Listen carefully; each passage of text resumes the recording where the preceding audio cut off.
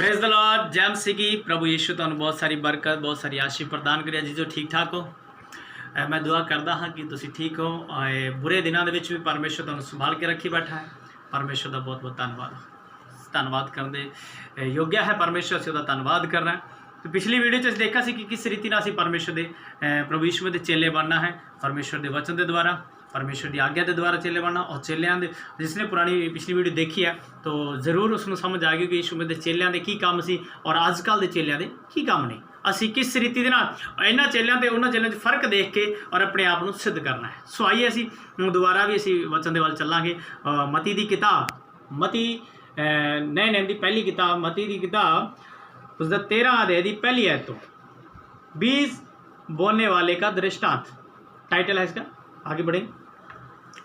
उसी दिन यीशु घर से निकलकर झील के किनारे जा बैठा और उसके पास ऐसी बड़ी भीड़ इकट्ठी हुई कि वह नाव पर चढ़ गया और सारी भीड़ किनारे पर खड़ी रही और उसने उन्हें दृष्टांतों में बहुत सी बातें कही। एक बीज बोने निकला।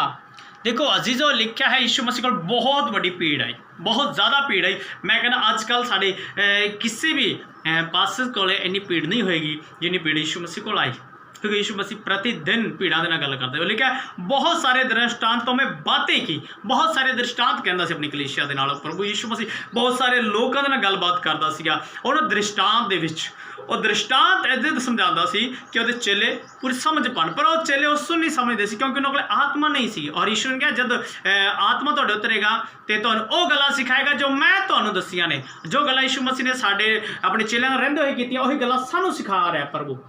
तो लिखा है एक बीज बोने वाला निकला, एक बीज बोने वाला निकला, वचन सुनाने वाला निकला।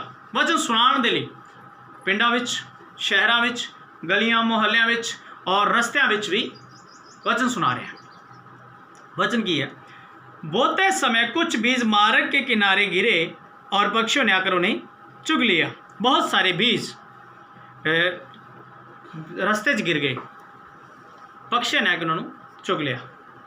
रस्ते वाला बीज है ਜਿਹੜੇ लोग प्रभु ਦੇ विश्वास नहीं करते, ਅਸੀਂ ਉਹਨਾਂ ਦੇ ਵਿੱਚ ਜਾ ਕੇ ਧੱਕੇ ਨਾਲ प्रचार करते हैं।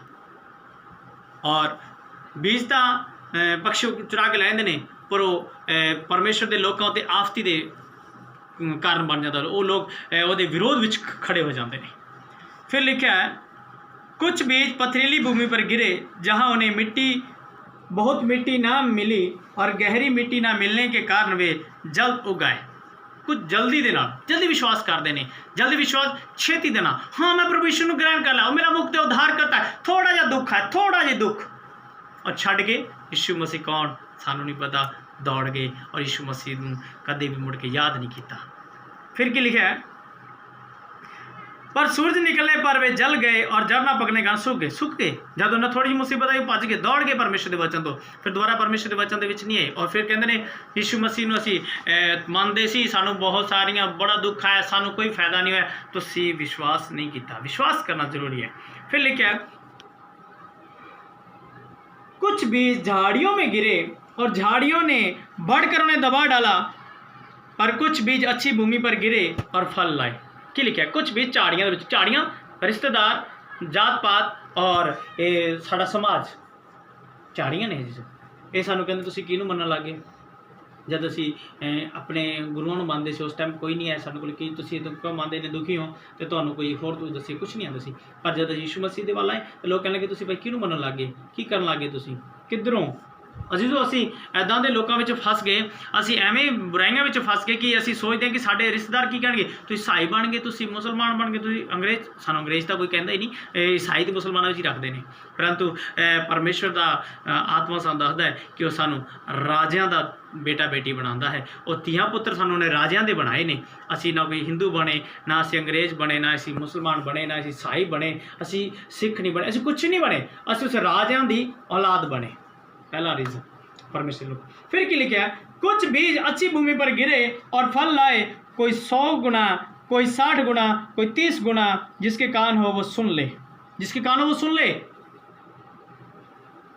एक जैसी जमीन है, एक टक का पानी लगता है, इको जी रे स्प्रे पै रही है, ਇੱਕੋ ਜਿਹੀ ਮਿਹਨਤ ਹੋ ਰਹੀ ਹੈ, ਇੱਕੋ ਜਿਹੇ ਮਜ਼ਦੂਰ ਲੱਗ ਰਹੇ ਨੇ, ਉਹ ਇੱਕੋ ਜਿਹਾ ਹੀ ਸਾਰਾ ਕੁਝ ਜਾ ਰਿਹਾ, ਫਿਰ भी 30, 60, 100 क्यों आ रहा है जीजो? सोचो, जिनके कान हो वो सुन ले, सोचिए।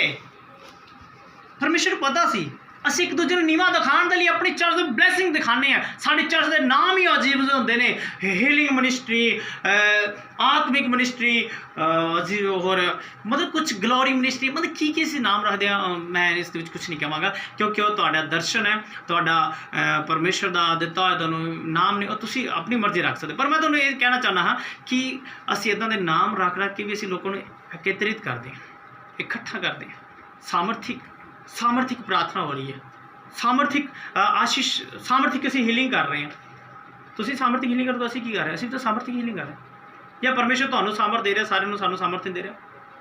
ਮੈਂ ਹੈਰਾਨ ਹਾਂ ਕਿ ਅਸੀਂ ਕਿਸ ਰੀਤੀ ਨਾਲ ਅਸੀਂ ਪ੍ਰਭੂ ਦੇ ਚੇਲੇ ਨਹੀਂ ਬਣ ਰਹੇ, ਅਸੀਂ ਦੂਜੇ ਦੋਸ਼ ਲਾ ਰਹੇ, ਕਿਉਂਕਿ ਪ੍ਰਭੂ ਨੂੰ ਪਤਾ ਸੀ 30, 60, 100 ਗੁਣਾ। ਅਸੀਂ 100 ਗੁਣਾ ਕਿਵੇਂ ਬਲੈਸਿੰਗ ਪਾਵਾਂਗੇ? 100 ਗੁਣਾ ਬਲੈਸਿੰਗ ਤਾਂ ਜਦੋਂ ਵਚਨ 'ਚ ਪੂਰੇ ਹੋਵਾਂਗੇ ਤਾਂ, नहीं तो प्रभु 30, 60 साड़ी निगाह मैं बहुत अच्छा, मेरी निगाह मैं अपनी तो लावांगा, मैं अपनी निगाह बहुत अच्छा काम कर रहा प्रभु का।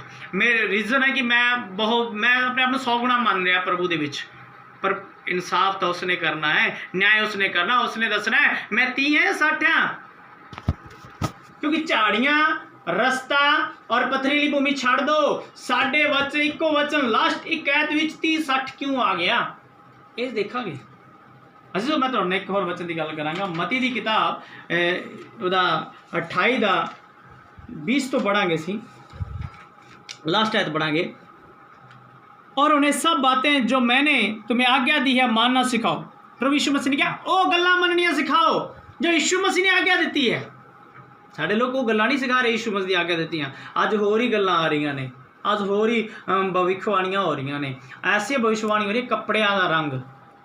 अरे असी पास्टर हो गए, असी अंधकार चो कढ़ने लोगों को, असी अंधकार आप ही वाड़ रहे हैं। जीजो वाड़ना हटाओ, परमेश्वर का वचन फैलाओ, वचन फैलाण दे विच हो जाओ। मैं कहना परमेश्वर की सामर्थ नूं लियाओ, परमेश्वर की सामर्थ हर एक जन में, पास्टर विच नहीं कलीसिया विच भी पैदा कर दो, तो परमेश्वर तुहानूं आशीष देगा, परमेश्वर तुहानूं बरकत देगा। परमेश्वर तुहानूं बहुतायत ना वधाना चाहता है और परमेश्वर तुहानूं सामर्थ ना पढ़ना चाहता है। जीजो मैं तुहाडे अगे हाथ जोड़ के प्रार्थना करदा, वचन पढ़ना सीख लो, फिर पता चलेगा पास्टर कित्थों पढ़ा रहा तुहानूं। कोई भी पास्टर हो, तुहाडे अपने पास्टर तो सवाल जवाब कर सकते हो, अपने पास्टर पूछ सकते हो तुहानूं कित्थों पढ़ा रहे हो, तुहानूं की सिखा रहे हो।